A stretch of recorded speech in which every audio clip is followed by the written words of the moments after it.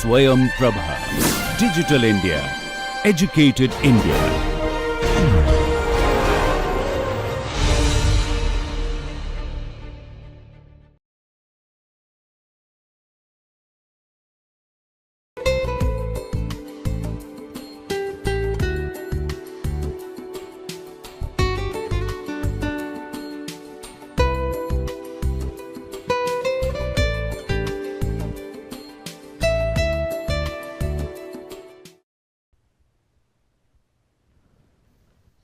Friends, in this session we will be talking about time management, and we will discuss about what is time management, measurement of time and the key findings, benefits and failures of time management, obstacles to time management process, and lastly we will be discussing some concerns about time management. Before I start, I am reading the 10 statements. You just tick whichever is applicable to you. First is, do you meet assignment deadlines? Do you work most of the time in your important projects or assignments? Do you write a daily to-do list? Do you assess the relative importance of activities? Do you plan and allocate time for different activities? Do you prevent social activities from interfering with your time? Are your planned activities completed within the stipulated time? Are you able to change the time expenditure on demands? Do you know that time lost cannot be regained? Do you manage your time?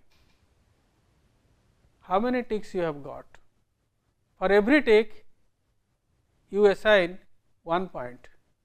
Tally the total number of points you received.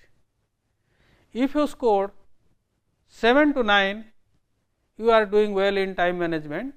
However, you may need to change 1 or 2 things. If your score is between 4 and 6, you are average in time management, and you are average in and have some good time management skills, but clearly it needs some improvement with help. If your if you scored 1 to 3, you should get a plan together for what you want to address these issues, because it is not a good indicator of your time management. So, therefore, kindly consult an academic coach or any expert how you can manage effectively your time. Having said this, let us now define what is time management. Time cannot be managed because it is an inaccessible factor. Time management can be viewed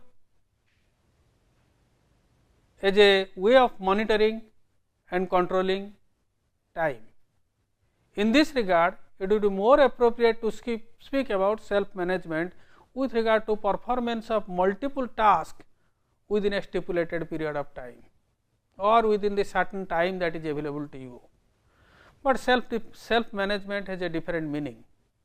It is the monitoring and regulating of self, and it has no reference to time. Therefore, we use the word time management.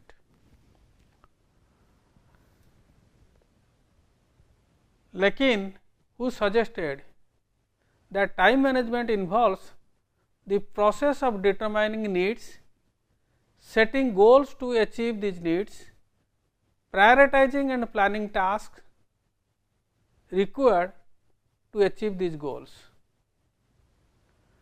And this is the definition adopted by or accepted by many scholars on time management. Of course, the definition differs as the number of scholars try to define time management. But if we analyze all the definitions given by different experts or the authors in this field on time management time management refers to the behavior that aim at achieving an effective use of time while performing certain goal directed activities. So, if you analyze this statement, you will be finding 3 markers are coming out of it. Behavior that aim at achieving effective use of time while performing certain goal directed activities. So, one must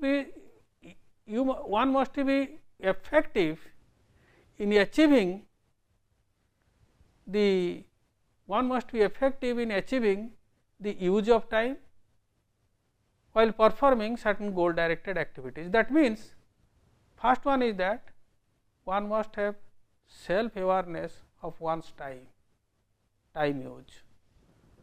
That means, which help to accept tasks and responsibilities that fit within the limit of one's capabilities. Then next is planning behaviors, such as setting goals, planning tasks, prioritizing the different activities or the works or jobs, making to-do lists, grouping tasks which aim at an effective use of time. Then monitoring and controlling behavior. And in this case, which aim to observe, it generates a feedback loop. If we allocate different time for different jobs, are you able to achieve that? Or are there some interruptions? So, by monitoring and controlling behavior, we can also gauge the effective use of time. So, therefore, it is the self awareness of time, planning how long you can spend on specific activities, and monitoring time on different activities. So, all the three things together define time management. There are some words that is used in time management. Sometimes you use the word chronotype. It is the circadian rhythms. Within 24 hours, what the person does. And some people are there, those who are active during the morning. In the first half of the day, they will be very active. They are called the morning type people. And some people are there, those who will be active during the early and late evening hours, late night hours as well as early evening hours. They will be very active, and they are called the evening type people. Similarly, another and there are many attributes that is associated with that, but most of us are morning type people, and less than that are the evening type people, and some people are there, those who are equally morning and evening type. They do not fall into this classification. Similarly, there are polychronic and monochronic use of time. Some people are there, those who can use the time in multiple tasks. They are called polychronic individuals. They have a preference to perform 2 or more tasks simultaneously. On the contrary, the monochronic individuals, they perform one task at a time, and they do the one task after another sequentially. They cannot do multiple tasks at the same time. And culture also influences our use of time, because in western cultures like Europe and US, if time is given for a specific task, they do the particular task in that particular time. But in eastern societies, particularly in Asian countries, one can mark that people do multiple tasks during the same time slot. So, therefore, in cultures, western cultures, they have do a specific task in a specific time, but in eastern Asian societies, you will be finding people do multiple tasks on the same time slot. And there are how to measure this time management. Of course, in the beginning we have given some hint how time management can be assessed or evaluated, but there is a popular scale by Macan and which comprises of 3 components. One is the setting goals and priorities, mechanics of time management, that is make to do list, and second is the preference for organization of time, having a preference for an orderly way of working. Third is perceived control of time. So, this matches with the way we define the time earlier, and accordingly the theories are there also for time management, and they also comply with this Macan's way of assessing time or measuring time management. And there are some critical findings on time management. The literature says that women manage better time than that of men. Older students or older people better show time management than the younger people or younger students. And in our own study we conducted in single and dual career families. Single career families is one where one person from the family is from the nuclear family is employed, either of the spouse are employed. But the dual career family is one where both the husbands and wives they are employed.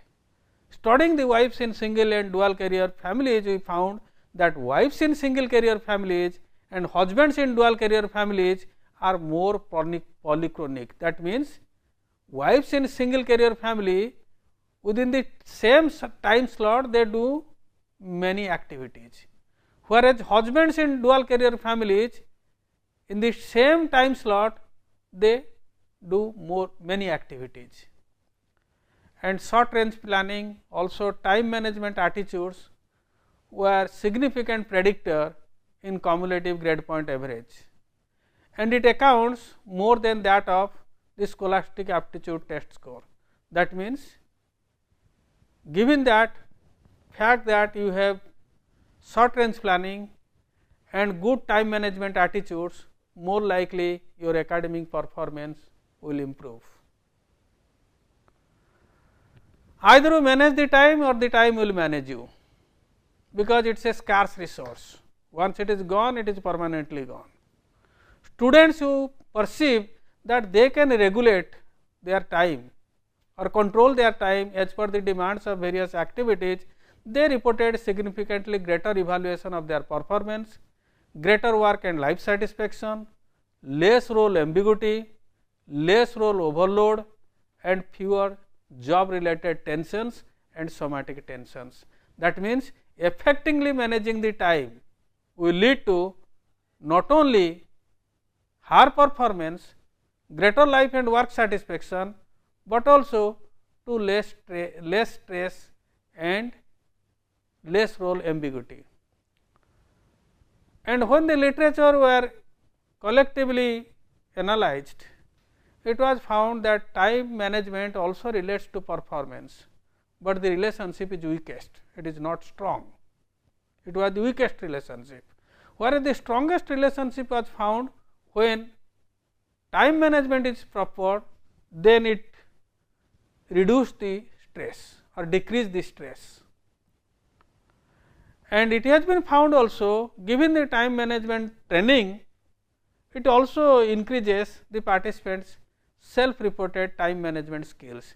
So, therefore, time management training can improve your time management skills. And benefits of time management is that greater productivity and efficiency wherever you work, a better professional reputation if you are working on a profession, less stress, increased opportunities for advancement, greater opportunities to achieve the life goals as well as the career goals. And if you fail to manage time, then you are missing the deadlines. And if you are working in the process industry, where the output of one department will become the input for another department, then in that case there will be inefficient workflow if you are unable to manage time. And it will also lead to poor work quality and lead to feelings of guilt, inadequacy, depression, self-doubt, poor reputation and stalled career and high stress. So, therefore, do not put off things, do the things as you have scheduled. And of course, every one of us want that, but there are many obstacles to manage the times. And if your goal is unclear, what you are going to do and your objectives are unclear, then you cannot effectively manage the time, because you do not know what I am going to do. And if you are disorganized, if you have not organized your task and time, then you cannot allocate the time for different tasks. And one of the major hindrance or one of the major issue in time management is that some people are there, even if when the tasks are assigned to them, they say yes. One essential fact is that if you are unable to manage your time and the task, straight say no. And there are various interruptions while you are doing the tasks. So, therefore, you fail to, like your replying to the emails, phone calls during when you are working on a particular activity. These are the interruptions, and there is periods of inactivity while you have no task and time is plentifully available, because in concept we all the time say time is ever present, but never ending. So, if that is your concept, then you cannot effectively use, because time is always present and never ending. If this is your concept, then you cannot effectively manage the time. And many people want to do too many things at one time, that creates the problem. And if you are stressed or if you are continuously working, then your fatigue will be there, mental stress will be there, that will also be obstacle to do the different tasks smartly and effectively. And lastly, all work and no play, all the time work, but there is no relaxation, that will also a hindrance to time management, because you will not, your battery will not be continuously recharged to do the new activities. So, therefore, after every work we require some rest, relaxation, and then you start another job, that will be more effective. Having said this, then how to manage this time? First of all, you set the time and the task goals, that will help you to define how you want to live and what you want to achieve. Define yourself what will be long term and what will be your short term goals. And in the case of students, and you will be finding, in case of students, you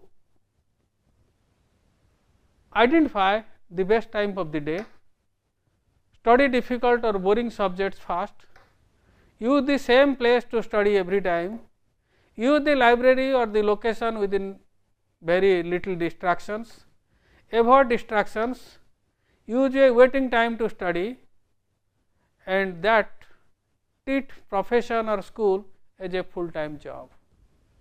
If you do that, because it is your main purpose is to study, you can manage your time effectively and can be effective. Let us now come to a professional context.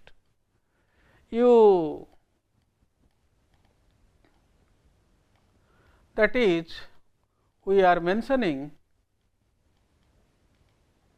how you can do your everyday job, and once the job is there, you complete whatever job is in the day, you complete the same job today.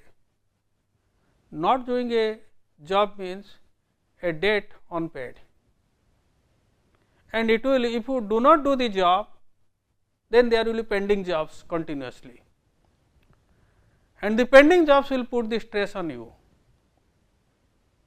So, therefore, doing the job every day, doing the today's job today is the best option. and if there is a complex job, then we break down the complex job into different components as we solve a problem in engineering.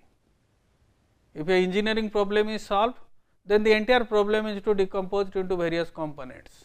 In each component we see how re-engineering can be done.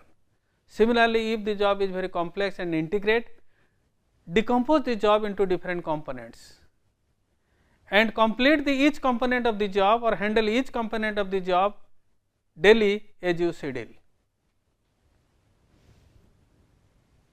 And for daily job, clear the desk,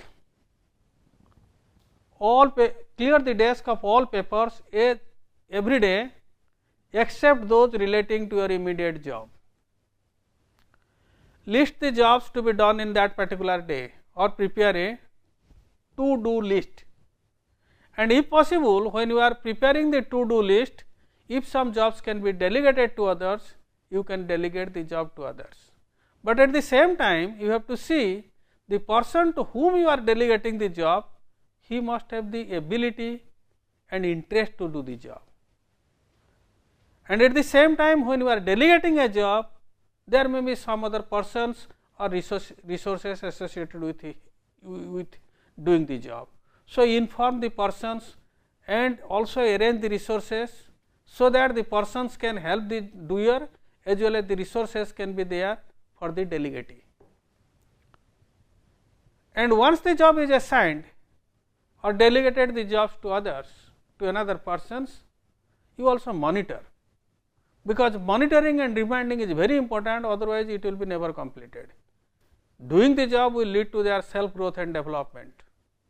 And at the same time, who are delegating the job, you have to see, give some freedom and flexibility to the person, because if you every time go on dictating the way the job will be done and the time will be managed, then in that case what will the person who is doing the job or the delegatee will lose the interest in doing the job. He will not exercise his creativity and innovation in doing the job. So, and after that you prioritize the job in order of importance and fix the time slot for each job. And after fixing, then doing the job requires certain resources like computer, peer support, machine time, etc. Accordingly, organize the resources. Do the fast thing fast, so that the tension is released. Generally, people start with the difficult one, so that the tension is released. Or if you are not very uncomfortable, if you are very uncomfortable with the job, or you are not feeling very comfortable with the job that is assigned to you, then start with the simplest one, so that it will build your confidence, and then you can go on increasing your level of difficulty in doing the job. So, therefore, organize the resources. Next, do the fast thing fast, the difficult job fast, so that the tension is released. After completing a job, relax through conversation, sit coolly, vacate chairs, so that you are again energized to do a new job. Attempt the next job and work throughout the duty hours until all jobs are completed in that day. And doing this will increase the confidence in you, it will teach you self discipline, and it will ensure target realization and leave the time for other non work activities, like your giving time to the family, giving time to the community, and doing volunteering, doing the work voluntarily for the community, or attending to the friends and relatives. So, you can find, if you do it in that way, it will leave the time for non work activities, and it is just basically a planning and problem solving approach to your daily activities. Doing it, you will also feel satisfied and your stress level will be low, because you are not keeping any pending job for the next day.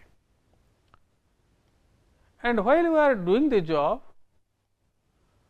you evaluate the schedule in the morning, what you are going to do.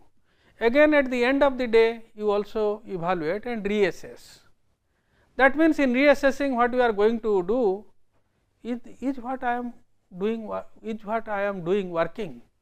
If it is not, then what I need to change, and accordingly you change your behavior, so that you can effectively manage the time. Some concerns are there, that if the person do not have the freedom to do the job, or he lacks autonomy, or the person does not have the ability to craft the job, or he is not crafting his own job, that means he has low job crafting, and if the workload is low, the influence of others is low, and a planning system is low, then time management is an option. Contrarily, when job autonomy is high, job crafting is high, workload is high, the influence of others is high, and a planning system is in place, then time management is a must. Good planners can be poor at managing time while performing their planned work. So, therefore, overestimating the time may be a means of controlling time and avoiding stress, because they allow enough time for the task to be completed. However, you will find the people, those who are creative, for them posing a time on the job is very difficult, because creativity cannot be a job which can be completed within a strict stipulated time. It may take, when you are developing a new product, it may take 3 years or 4 years or 5 years. So, therefore, this time management concept may not very rightly apply to the creative people. However, they can be asked to decompose the job into different components, and each components attempts must be made to complete each component within the stipulated time.